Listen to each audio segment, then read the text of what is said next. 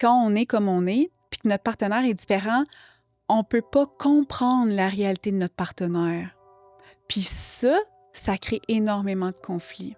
Puis des fois, le but, c'est pas nécessairement de comprendre, mais au moins d'entendre, de vraiment entendre, puis de vraiment voir l'effet que ça peut avoir sur notre relation, sur nous-mêmes, puis sur notre partenaire, ça.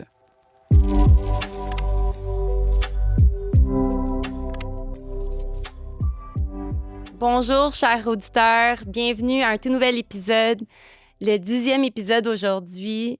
C'est vraiment spécial, en fait. J'ai une pensée pour mon ami Francis Parent-Valiquette, qui est aussi podcasteur, pardon. Puis, il m'a souvent mentionné qu'au 10e épisode, il y avait une magie qui s'opérait. Et je vous confirme qu'aujourd'hui, je la sens, la magie. Rien de tout ça serait possible sans notre précieux partenaire Fraîchement Bon. Donc, merci encore de rendre tout ça possible. Et merci à vous, chers auditeurs, d'être présents. Aujourd'hui, on reçoit Karel Langevin, qui est coach relationnel pour couples et célibataires. Bonjour, Karel. Salut, Sabrina. Merci beaucoup d'avoir accepté mon invitation. Ça me fait tellement plaisir d'être là, vraiment, oui. Ah, je suis super contente. Comment tu vas aujourd'hui? Je te dirais que c'est pas une période facile en ce moment. OK. Fait que, mais sauf que je me sens très calme, ce qui est très, très bon, parce que sinon, j'aurais été vraiment très stressée pour cet épisode-là. Mais ouais, c'est bien honnêtement, là. Ah, mais merci de partager ça puis d'être vrai et honnête parce que c'est ça. C'est pas facile de dire la vérité quand quelqu'un nous pose la question. Exact. Donc, en tout cas, j'espère qu'aujourd'hui, au moins, ça va être un beau moment puis que justement, on va apaiser ton cœur puis que j'imagine que toi aussi, tu vas apaiser le nôtre avec les belles discussions. Donc, j'ai très hâte de plonger dans le vif du sujet. On se connaît pas tant que ça. Donc, j'ai envie d'en connaître un peu plus sur ton histoire, ton parcours. Pourquoi avoir choisi aussi de devenir coach relationnel? Je te dirais, ce que j'aime dire maintenant, c'est que dans le fond, la relation, ça a tout le temps été mon plus grand défi dans la vie, que ce soit avec les hommes, avec mes parents, avec ma famille, mes amis. J'avais vraiment beaucoup de difficultés quand j'étais jeune à entretenir mes relations, à aller vers les gens. Je savais pas qui j'étais non plus. J'ai tellement essayé de fitter dans le cadre qui m'était offert au final. Puis c'est vraiment dans la début vingtaine que j'ai compris que la relation la plus importante de ma vie, c'était la relation que j'entretenais avec moi-même. Puis cette relation-là, je l'avais pas du tout explorée encore. Puis ça avait un impact certainement sur toutes mes autres relations. Fait qu'à partir de là, j'ai commencé à m'intéresser, oui, au développement personnel, mais à comment moi je fonctionnais, qui j'étais, qu'est-ce que j'aimais pas, c'était quoi mes limites, c'était quoi mes désirs, mes rêves. Puis tu sais, c'est pas un processus qui se termine, là, c'est encore en vie aujourd'hui même. Puis là, j'ai fait une dépression, je suis tombée sur la PNL. Ça m'a énormément aidée parce que... Pour ceux qui ne savent pas, c'est quoi la PNL? La PNL, la programmation neurolinguistique, c'est Tony Robbins qui avait donné la définition la plus simple, puis c'est l'étude de l'effet que le langage verbal et non verbal a sur le système nerveux. Okay. Fait qu'en d'autres mots, comment ton cerveau code les informations que tu reçois par tes 5 sens. On reçoit 1 million d'informations par jour. Fait que notre programmation est là depuis qu'on est né. Il y en a aussi qui disent depuis qu'on est dans le ventre de notre mère. Puis, ça a un impact sur la façon dont on est, sur la façon qu'on fait, puis comment on devient, puis surtout, comment on se relationne. Fait que quand j'ai compris que la façon dont j'étais, que je fonctionnais avec mes défis, mes limitations, mais aussi mes forces, avait un impact sur comment j'agissais puis ce que je montrais dans le monde, là, je me suis dit, mon Dieu, c'est pas parce que j'ai un certain background, une certaine histoire personnelle que je trouve malheureuse sur beaucoup de points parce que j'étais pas là où je voulais être, finalement, c'est pas parce que cette histoire personnelle-là existe encore que je peux pas la transformer. Il y a personne d'autre que moi qui peut le faire. Fait que c'est pour ça que je suis allée dans le relationnel parce que, l'amour, c'est pour tout le monde. Le bonheur, c'est pour tout le monde. La paix d'esprit, c'est pour tout le monde. Mais il n'y a personne d'autre que nous-mêmes qui peut nous l'offrir au final. Là, oui, on peut être inspiré, puis mon Dieu, ça sert à ça les relations par les gens qu'on côtoie, Ouais. grandement inspiré même. Mais à la fin de la journée, ben, c'est nous qui choisissons, tu sais. Fait que c'est pour ça que je suis allée dans le relationnel. C'est un peu une longue réponse, mais ouais. Ah non, c'est super Mhm. intéressant, c'est même touchant. Puis comment, si tu peux nous donner des exemples de ton enfance ou de certaines situations qui t'ont Mhm. marqué, Ouais. est-ce que tu pourrais nous en donner quelques-unes? Oui, certainement. Tu sais, j'ai pas eu une enfance traumatique comme d'autres personnes peuvent avoir, sauf que les petits et grands traumas ont un impact aussi important, je dirais.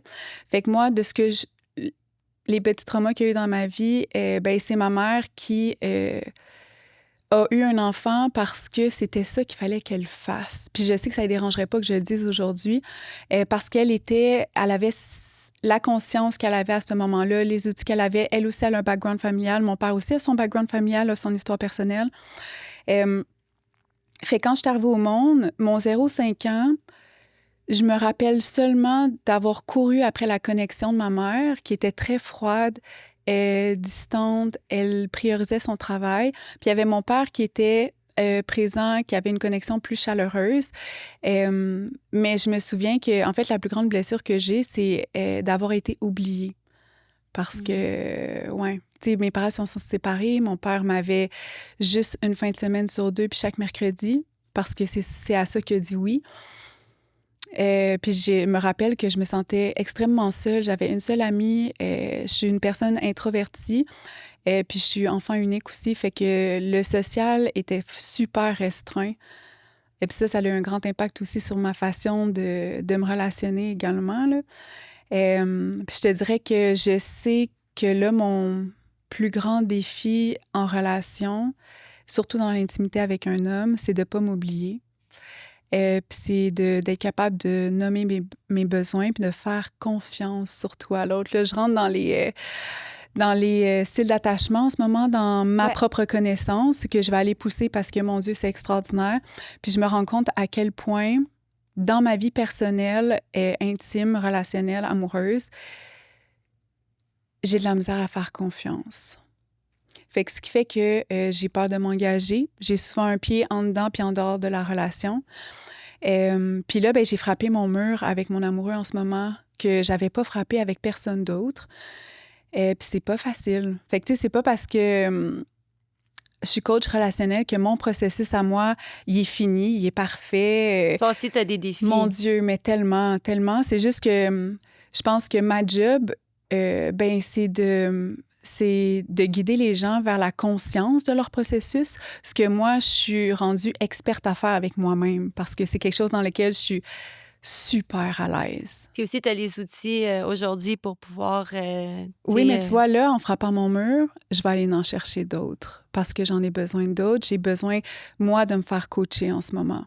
Puis je trouve ça le fun de pouvoir oser le dire, parce oui. que souvent, on a peur de paraître imparfait, on a peur de paraître vulnérable ou nous, en tant que professionnels, on a tout compris, mais la vérité, c'est que je suis un être humain autant que mon client qui est devant moi, tu sais. Puis ça, c'est important pour moi que mes clients sachent que jamais je vais les juger, que je vais toujours les reconnaître parce que la plupart des choses qu'ils me partagent, ben, je peux relate d'une certaine façon ou d'une autre, là, tu sais. Ah, c'est tellement beau. Puis comme tu dis, tu es humaine aussi. Puis dans le fond, tu sais, toi aussi, tu as des certaines choses à vivre, certaines choses à surmonter. Ben oui. Puis j'imagine aussi qu'en coachant du monde, ça t'aide toi aussi dans tes relations. Euh, My God, si tu savais, pour vrai, souvent, mes clients vont me refléter un truc particulier qui est vraiment important que je vois dans ma vie. Puis à chaque fois, je suis flabbergastée parce que je me dis, mon Dieu, tu sais, c'est ça, la beauté des relations. C'est trop beau, là. wow. Mhm. Puis, puisqu'on parlait un peu d'enfance, on voit comment ce qu'on vit dans l'enfance peut avoir un impact négatif sur nos relations. Qu'est-ce que tu suggères? Je suis maman de 3 enfants, puis j'ai souvent ça en tête. Ce serait quoi tes conseils pour élever des enfants équilibrés? C'est une super bonne question. Euh, je pense en fait que je pense qu'en tant que parent, on va toujours offrir des blessures à nos enfants. On va toujours leur offrir un certain déséquilibre parce que on est des êtres humains, on n'est pas parfait, puis on peut pas contrôler la perception de nos tout petits. On peut pas la C'est contrôler, vrai. tu sais. Fait que c'est sûr qu'il y a des choses que tu fais puis tu penses que tu es super bien intentionné, mais ton enfant, c'est pas ça qu'il capte. Puis Hmm. ça, on peut pas le juger, on peut pas te juger non plus, mais je pense que la présence, ça, là, c'est la plus belle chose qu'on peut offrir à son enfant. Puis je parle pas juste de la présence physique, parce qu'on peut être vraiment là, mais être sur notre téléphone. C'est le temps de qualité. Mais être 100% présent émotionnellement dans l'être avec nos enfants, avec n'importe qui, en fait, c'est extrêmement important. Ouais. Pour la solidité d'une relation, juste. C'est parce que si la relation est solide, peu importe le déséquilibre qu'il va y avoir, vous allez tout le temps être là pour pouvoir le gérer ensemble, tu sais. Ouais. Ah, c'est si bien dit. Ouais. Ouais, non, c'est très beau. Mhm. Puis c'est ça, ça vient aussi avec le sentiment de sécurité, de savoir que, tu sais, 100%. tes parents vont être là, no matter what, tu sais, que les choses aillent bien ou qu'elles aillent pas bien. Exact. Que tu sois, tu sais, exemple, plus tard, que tu connaisses un succès ou un échec, tu sais que Mhm. tes parents vont être là pour te Ouais. rattraper. Puis, Ouais, puis je pense, tu sais, tu disais le sentiment de sécurité, je pense que ça, c'est ce qui soutient le plus un être qui peut s'épanouir, qui se sent en sécurité. Fait que si un parent arrive par sa présence à soutenir ça, mon Dieu, ouais. ça serait réussi. Ah, ouais, selon moi, absolument, là. Mm. Aussi, Karel, on entend souvent parler des couples toxiques. Là, on dirait que c'est la grande tendance. Mais moi, j'ai envie de poser la question autrement. Ça serait quoi un couple qui est sain? Mhm. Euh, ben, je pense qu'un couple qui est sain, c'est un couple qui va accepter que chacun a une certaine toxicité, au sens où toxique, c'est un gros mot, mais on a chacun un bagage qui fait en sorte d'impacter la relation d'une façon qui est dite négative, entre guillemets. Mais en fait, à chaque fois, c'est une porte pour approfondir la relation. Chaque conflit est une porte pour approfondir la relation. Fait que pour moi, une relation qui est saine, c'est une relation où il y a de l'espace, où il y a une vision commune aussi de pourquoi on est ensemble, vers où on veut aller, pas juste dans nos buts externes, donc travail, famille, finances, mais aussi est-ce que on a une certaine volonté d'évoluer intérieurement les deux? Est-ce qu'on est à la même place pour ça? Est-ce qu'on nourrit les deux notre relation? Est-ce qu'on y fait attention ou on la prend pour acquise? Parce que c'est tellement facile dans le quotidien de faire comme, Oui, mais oui, je suis mariée, j'ai 2 enfants, c'est sûr que, tu sais, ça va durer pour la vie. ça s'arrête pas le jour du mariage. Là. Mais non, puis mon Dieu, surtout quand on a des enfants, j'ai l'impression que, tu sais, ça, c'est un gros challenge pour un couple, là. Je sais Tellement. pas qu'est-ce que t'en penses, mais... Ah oui, tout à fait, Ouais. tout à fait. Tu sais, je pense que ça vient bousculer un couple. Puis je pense que vraiment, les enfants, ça vient tester la solidité d'un couple. Sincèrement, moi, je l'ai vécu avec François Carl. Puis tout d'abord, tu sais, ce que j'ai compris, c'est que si on partage pas les mêmes valeurs, si on n'a pas certaines choses en commun, ça fait que on n'aura pas on sera pas aligné sur la façon d'élever nos enfants. Puis ça crée des disputes. Nous, dans notre cas, on a été élevés semblablement de la même façon. Donc, quand on vient à comme élever nos enfants, on pense souvent pareil. Donc ça l'aide beaucoup, là, mais sinon, c'est vraiment... Je peux comprendre les couples qui se disputent ou qui même...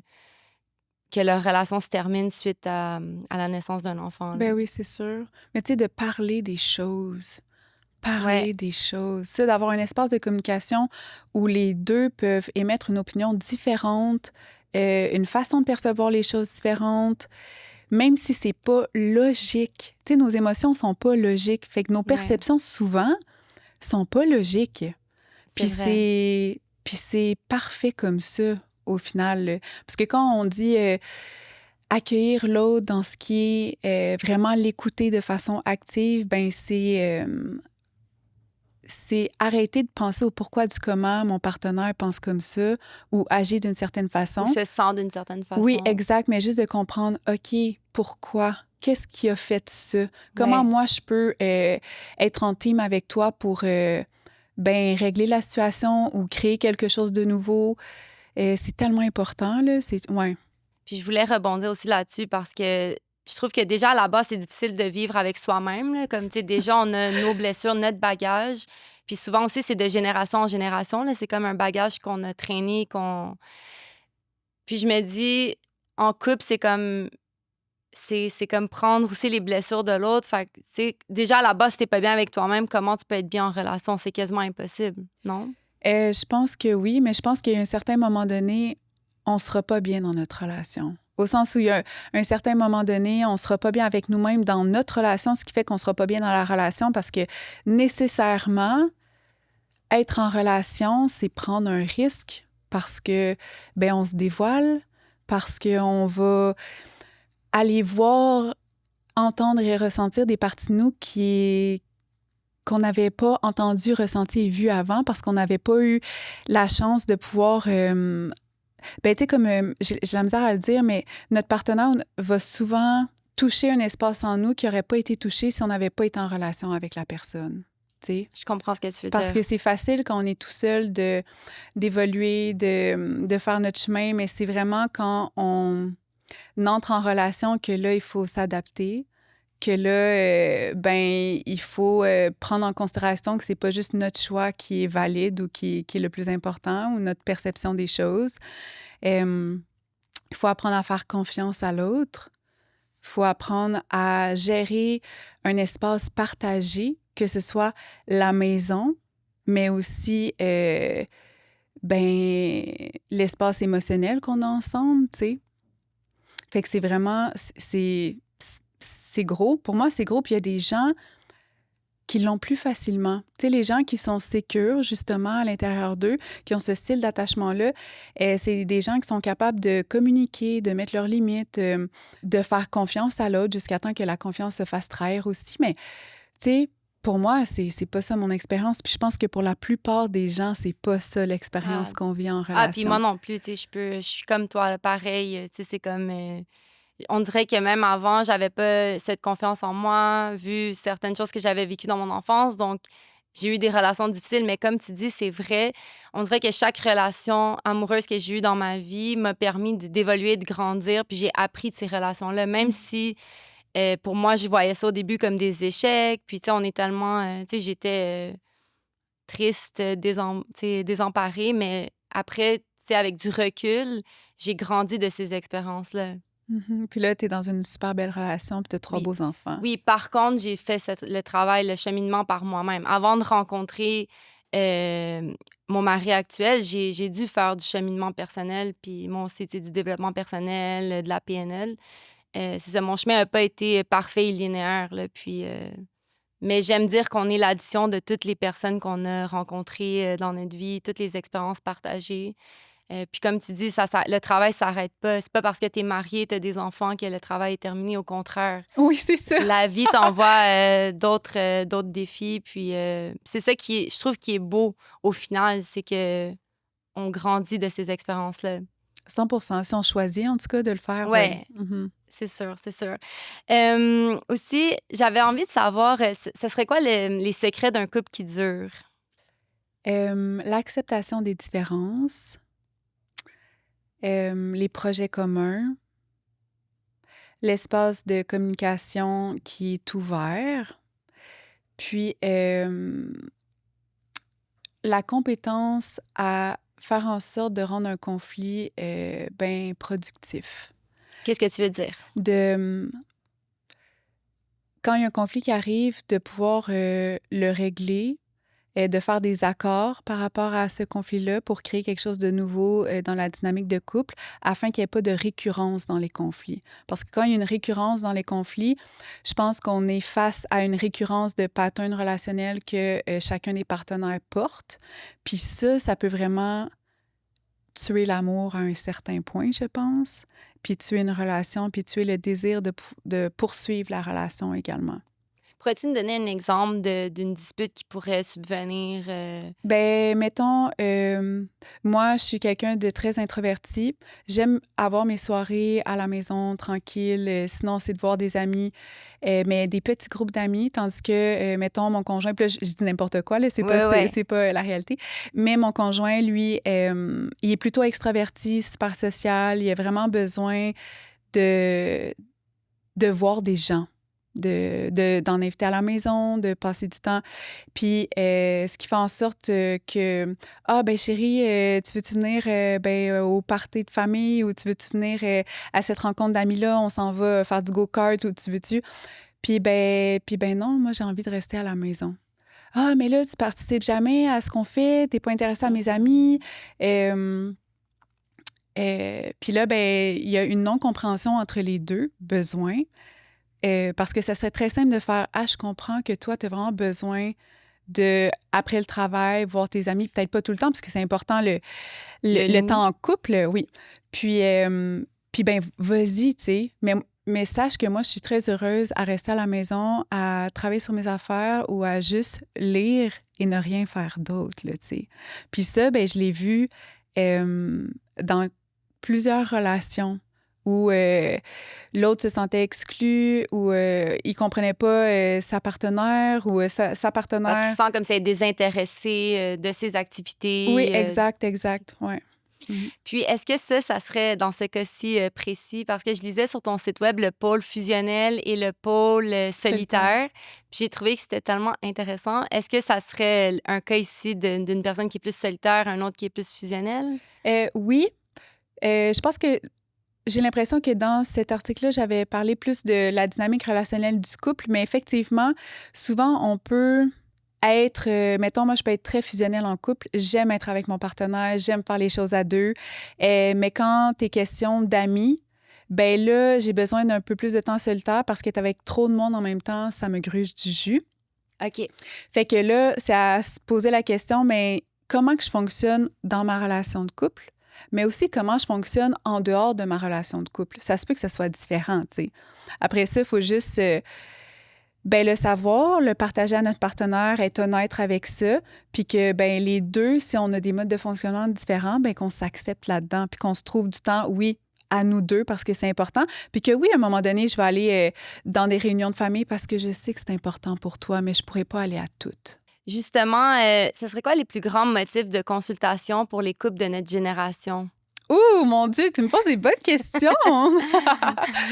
Ben, je pense que ça revient souvent à l'ignorance ou l'incompréhension de comment on fonctionne, puis de comment notre partenaire fonctionne, puis qu'est-ce qu'on veut créer à deux, je pense.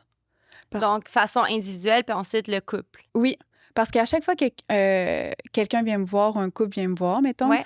euh, c'est sûr que je vais commencer à travailler avec la personne en premier. Fait que OK, si donc, un couple vient me voir, je vais voir les deux séparément OK. parce que j'ai envie de savoir c'est quoi leur perception personnelle sans que l'autre soit là pour qu'il n'y ait pas de filtre dans leur discours. Puis après ça, de rencontrer l'autre partenaire pour voir c'est quoi la différence. Parce que souvent, il y en a une, puis elle est grande. Tu sais, souvent, elle est même polarisée. Puis c'est tout le temps là que réside la difficulté, en fait. Parce qu'on peut pas, souvent, quand on est comme on est, puis que notre partenaire est différent, on peut pas comprendre la réalité de notre partenaire. Puis ça crée énormément de conflits. Puis des fois, le but, c'est pas nécessairement de comprendre, mais au moins d'entendre, de vraiment entendre, puis de vraiment voir l'effet que ça peut avoir sur notre relation, sur nous-mêmes, puis sur notre partenaire, ça. Puis quand tu parles de différence, c'est par rapport à leur trait de personnalité ou leurs valeurs ou leur façon de faire Tout, ou tout, c'est tout. toutes les différences, oui. Puis il y en a qui sont moins impactantes que d'autres, là, tu sais. Comme, par exemple. Ben, moi, je prends pas de café. Mon conjoint prend vraiment beaucoup de café. Puis ça peut créer des disputes. Ah, au début, ben, je trouvais ça dur de pas prendre de café parce que j'adore le café. Mais j'étais dans un processus d'arrêter le café.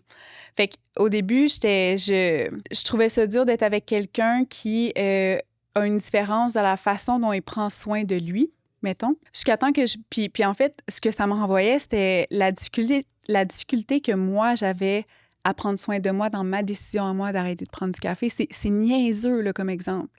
C'est complètement niaiseux, mais sauf que quand j'ai réalisé que mon travail à moi, c'était de me soutenir moi-même en laissant vivre mon partenaire comme il voulait, ben là, il y en a plus eu de problème, là, tu sais.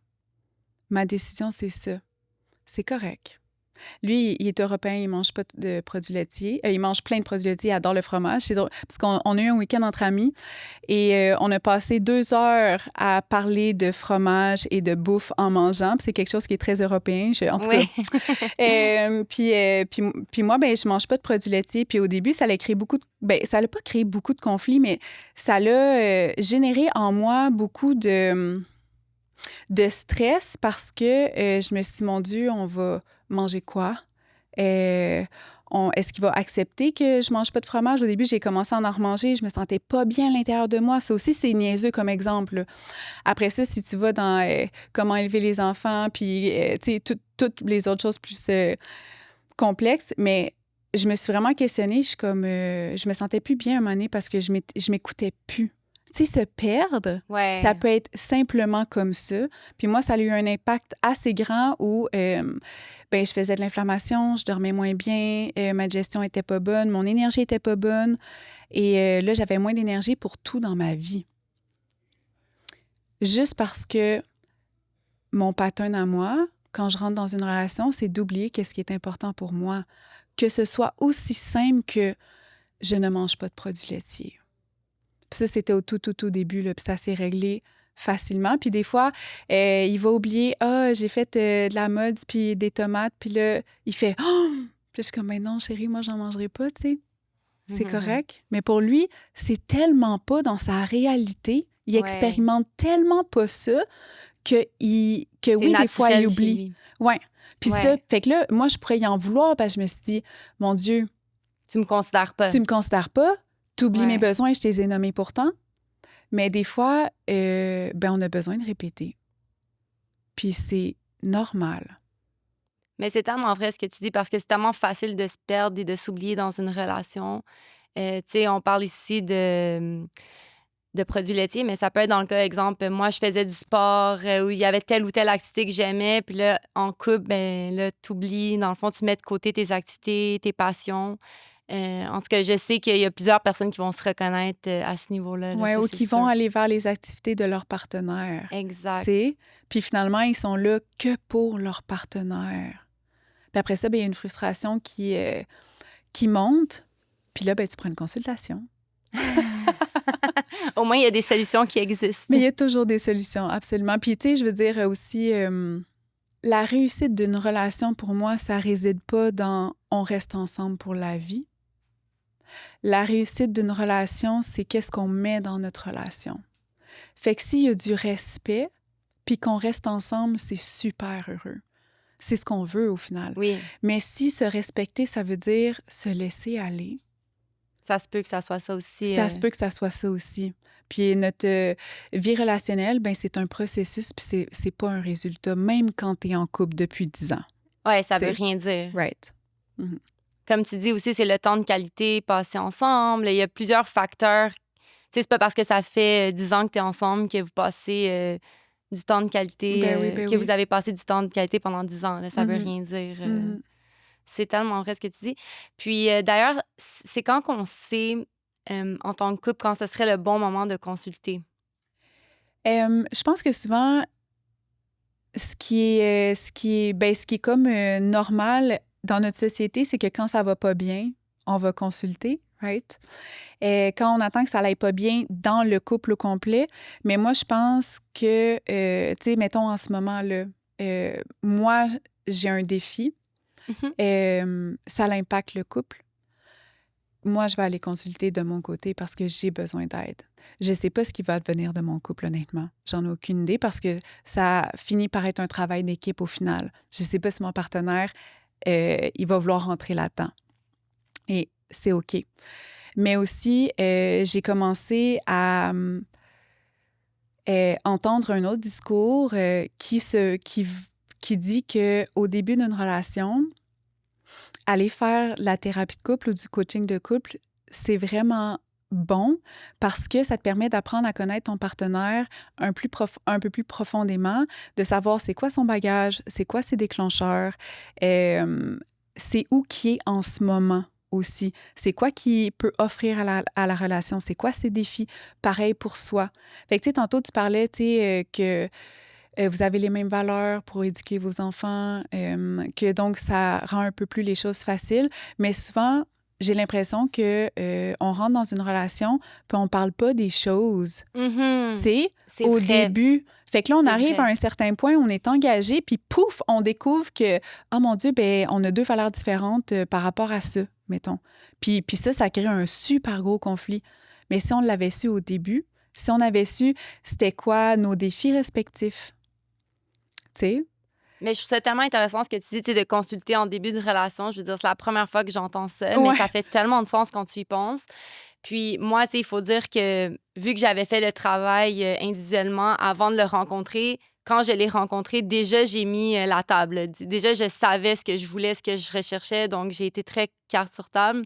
Donc, je pense que j'ai nommé, puis j'ai tout de suite mis les choses au clair. Donc, ça l'a facilité. Mais c'est vrai, tu sais, pour ceux qui n'auraient pas nécessairement fait ce travail en amont, de juste comme consulter en début de relation, je trouve que c'est vraiment beau. Oui, Ouais. c'est beau ce que tu dis parce que je pense qu'on a cette croyance limitante-là qui dit que s'adapter à l'autre en début de relation, c'est ça qui va faire que l'autre va nous aimer. Ouais. Alors que ce qu'on dit en faisant ça, c'est qu'on n'a pas tellement de valeur. Tu sais, toi, t'es arrivé dans ta relation, t'as mis carte sur table, t'as dit voici qui je suis, voici ce que je veux. Ça, c'est important pour moi. Fait que si c'est à prendre ou à laisser, genre, si c'est pas Exact. quelque chose qui t'intéresse réellement, ben t'es pas la bonne personne. Parce que ça, c'est mon territoire, je le protège, mais je veux aussi le partager à la bonne personne. Puis ça veut dire, on dit à l'autre, ce que je t'offre, là, ça a énormément de valeur. You take Exactement. it or not. Puis c'est correct. Oui, et puis Mm. moi, dans le fond, c'est aussi bête que je veux des enfants.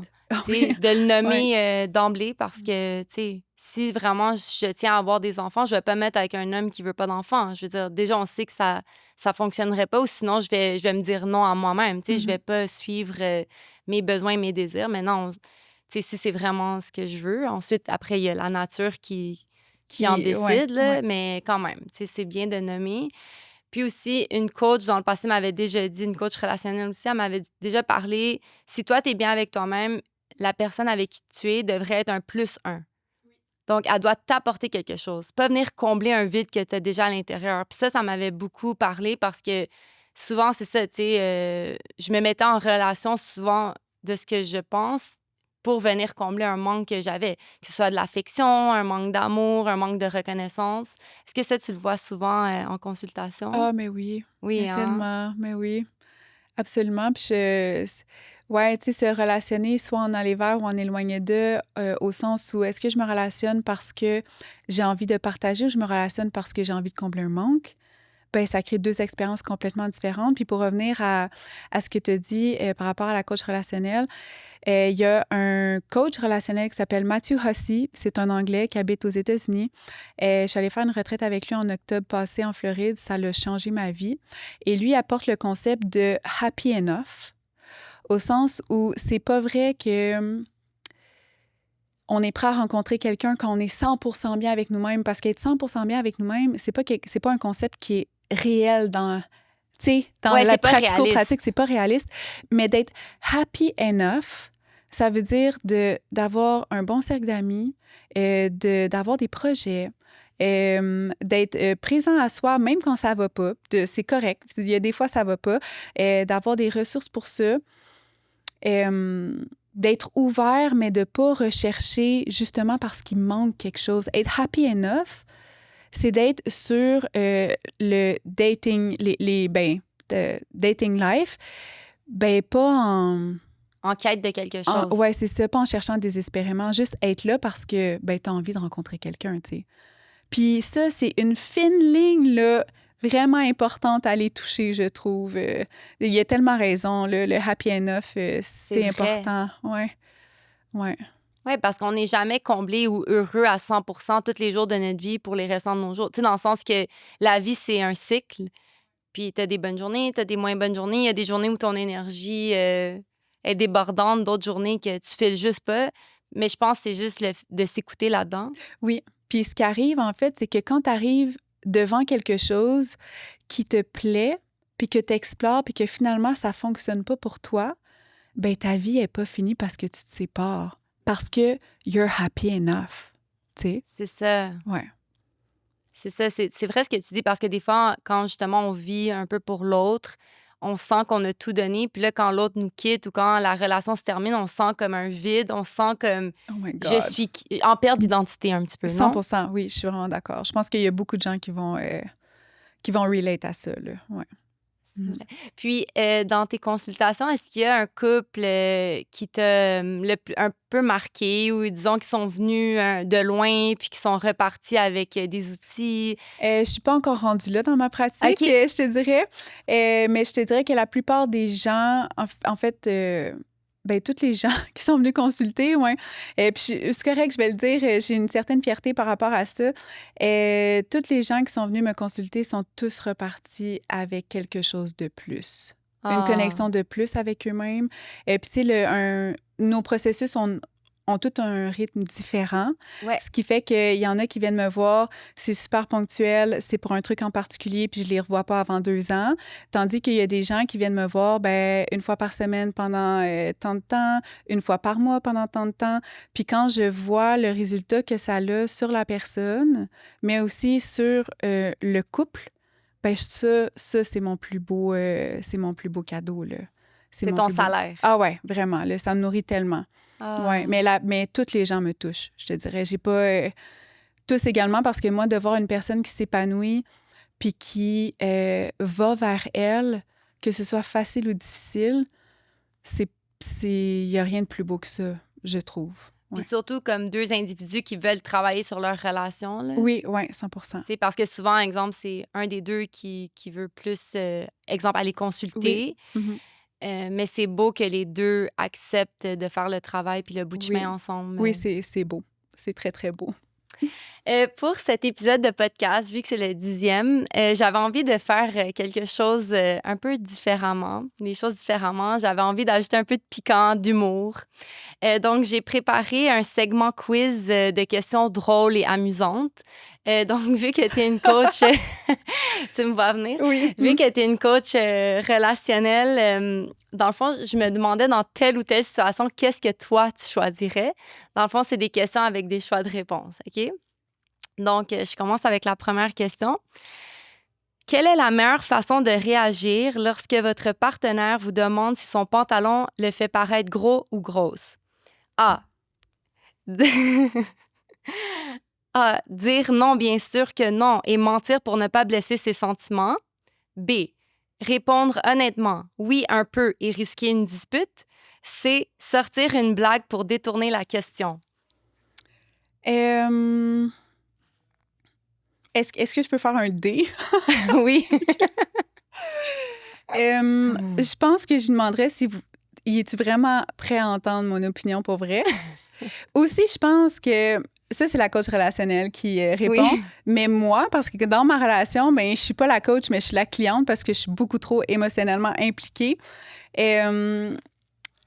J'hésiterais entre tes 3 réponses. Genre, j'y penserais pendant au moins 1 minute. Ouais. Parce que je pense que mon premier réflexe, ça serait de dire « Ben non, chérie ». Mais je suis rendue à un moment dans ma vie où l'honnêteté, c'est important. Fait que, ouais, je pense mettrais le D. Ouais, je mettrais le D. J'adore. Bonne réponse. Deuxième question. Quel serait le pire endroit pour avoir une dispute de couple? A. Dans un restaurant chic et romantique devant tout le monde. B. Dans les toilettes d'un avion en plein vol. C. Dans un parc d'attractions pendant un manège à sensations fortes. Ben, je pense que c'est A, là. A. Ouais, je me dis que si je suis dans les toilettes avec mon partenaire pendant un vol, c'est pas pour me disputer. Mais... Ah non? C'est pourquoi? Mais ouais, définitivement, en public, c'est vraiment pas le fun. Ouais, j'avoue. Bonne réponse. En fait, il n'y a pas de bonne ou mauvaise Oui, réponse. oui. C'est juste drôle. J'aime t'entendre. c'est quelle est la meilleure façon de résoudre un désaccord sur le choix d'un film à regarder en couple? Ça c'est tellement moi, là. J'ai toujours de la misère à trouver un film, là, puis c'est toujours, là, on peut passer 3 heures à chercher, puis finalement, on trouve jamais rien parce que moi, je suis pas comblée. OK. Non, je suis vraiment difficile pour trouver un bon film. Bon. A. Laisser toujours l'autre choisir le film. B. Faire un compromis en choisissant un film chacun à tour de rôle. C. Organiser un concours de bras de fer. Le gagnant choisit un film. Ouh, ben là, est-ce que t'es vraiment une femme forte, là, Ben toi, oui. là? Ah ouais? Super fort. OK. OK, non, peut-être pas à ce point-là.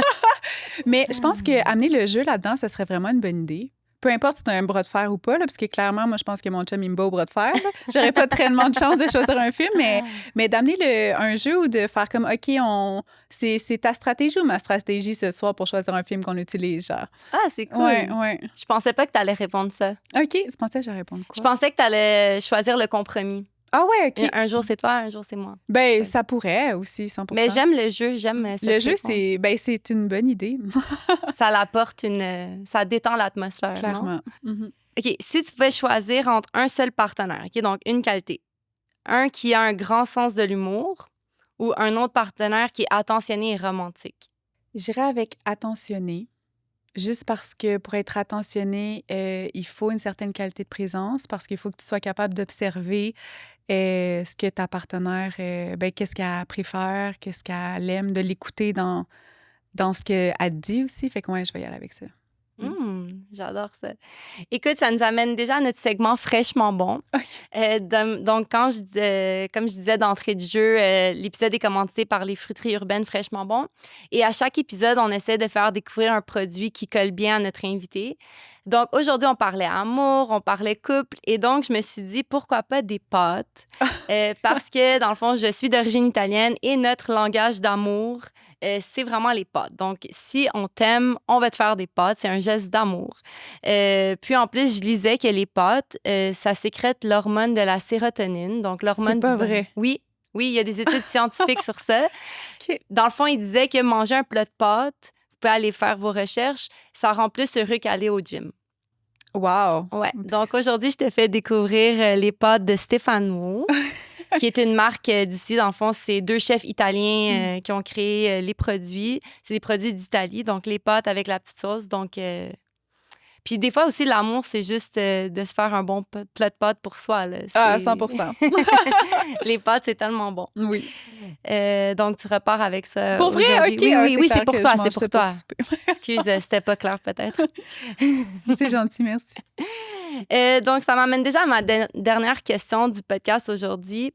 De façon spontanée, prends-tu plus les décisions avec la tête ou avec le cœur? Avec le cœur. Ouais. Le cœur, hein? Mhm. Mais je pense que, tu sais, entre tête et cœur, je pense que la meilleure stratégie pour moi, c'est de prendre les décisions avec les deux. Tu sais, avec une belle relation avec les deux. Ça revient tout le temps à la relation. Comment on fait pour prendre une décision avec les deux? De un, à ressentir ce qu'on a envie, puis de deux, de penser aux conséquences de notre choix. Puis de se demander, est-ce que je suis prête à assumer ça? Est-ce que je suis prête à dealer avec ces conséquences-là? Puis s'il y a un autre choix à faire, c'est des fois, souvent, on hésite entre quelques options. Bien, c'est quoi les conséquences de chacune des options? Puis c'est avec quoi à quoi j'ai envie de dédier mon énergie. Ouais. Wow! Mm-hmm. C'est la première fois que je l'entends expliquer de cette façon-là. OK. Mais entre tête et cœur, c'est vraiment un beau nom de podcast. Merci, c'est gentil. Mais merci encore de t'être prêté au jeu avec moi aujourd'hui. Pour ceux qui aimeraient te rejoindre, où est-ce qu'on peut te retrouver? Oui, sur carellelangevin.ca. C'est mon site web que je suis en train de peaufiner avec beaucoup d'excitation. Vous pouvez prendre un rendez-vous aussi par là. J'ai un blog, vous pouvez apprendre à me connaître. Je vais en mettre plus, je vais bientôt en downloader plus. Puis sinon, ma page Facebook, Carel Langevin également. Ouais. Puis tes consultations, est-ce que c'est en présentiel ou c'est plus, ça peut se faire à distance? À distance puis en présentiel. Okay. Je pense qu'il y a beaucoup de gens qui aiment en présentiel. Moi, je préfère ça parce qu'il y a certains exercices qu'on fait qui nécessitent le présentiel. Mais en visioconférence, avec les clients avec qui j'ai fait ça, tout le monde a été content aussi. Fait que ça dépend vraiment de ce que la personne préfère. Les deux sont possibles. C'est très cool. Puis est-ce que tu as Instagram aussi ou c'est vraiment plus... Pas encore, Pas mais encore? je l'aurai. Tout le monde m'en parle. Il va falloir que je m'investisse là-dedans, oui. OK, parfait. Sinon, c'est ça, comme tu disais, sur Facebook ou via ton site web. Puis aussi, tu as un balado avec ta maman. Donc, pour ceux qui ne savent pas, Brigitte Langevin, avec qui j'ai fait un épisode de podcast sur le sommeil des enfants. Donc, tu fais un podcast avec ta maman? Oui, absolument. SOS Dodo, percevoir le dodo au-delà des stratégies. Ma mère, c'est une experte en sommeil là, depuis 25 ans. Puis vous irez écouter l'épisode. Oui, allez-y, c'est sûr que c'est bon. Puis, c'est ça, au-delà des stratégies, ben c'est ça, c'est la relation parent-enfant. Puis c'est là que j'entre en jeu. Puis c'est que c'est intéressant de faire ça avec ma mère également.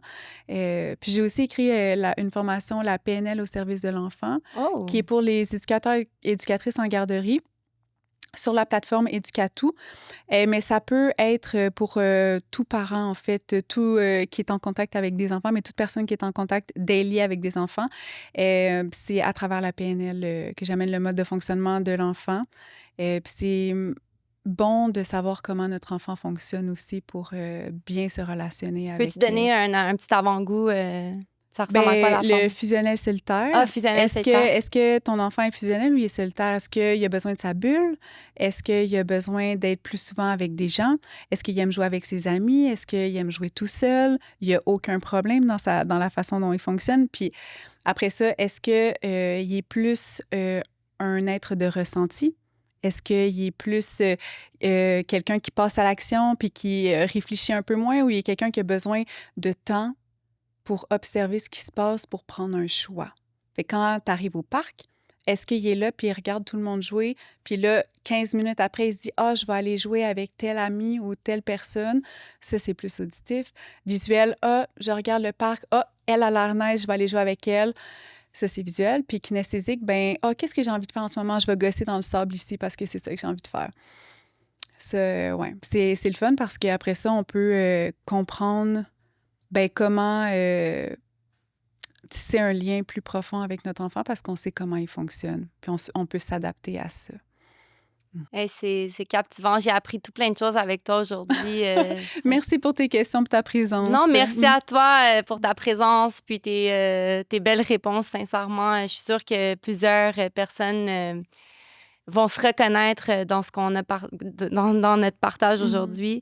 Donc, à tous nos auditeurs, merci encore d'avoir été présents. Puis, si vous vous êtes rendu jusqu'ici, c'est parce que l'épisode vous a intéressé. Donc, je vous demanderai de vous abonner à la chaîne YouTube et de partager. Ce serait un très beau cadeau pour moi. Merci encore. À la prochaine.